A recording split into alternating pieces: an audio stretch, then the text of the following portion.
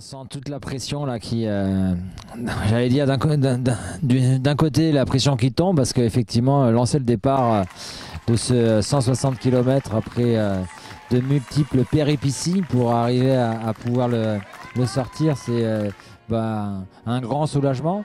Et puis en même temps, il y a la pression qui monte parce qu'on a les premiers coureurs qui sont qui sont partis, qui se sont élancés à 22 h et qui commencent leur première nuit. Certains vont passer une nuit dehors, d'autres en passeront deux et termineront le parcours dimanche avant midi. Donc c'est vraiment, comment dire, une pression maintenant de les avoir sur le terrain et de les suivre et de s'assurer que tout se passe bien pour eux. Moi, je prends beaucoup de plaisir à courir de nuit, notamment quand les conditions climatiques sont comme elles sont actuellement là, pour cette course, puisqu'il fait beau et il fait frais. Donc c'est magique de pouvoir éclairer la nature avec sa lampe frontale.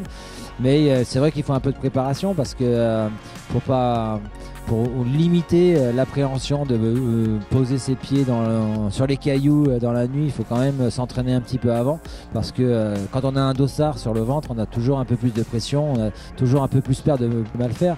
Donc il faut faire des sorties régulières, s'entraîner à courir de nuit avec la frontale pour pouvoir se sentir bien et profiter pleinement de ce début de course qui va être de 22 h jusqu'à 5 h du matin dans la nuit, de pouvoir proposer un départ qui permette pour les premiers d'arriver sur les crêtes de Lure au lever du soleil et profiter de la magie de cette montagne de Lure avec le soleil qui se lève.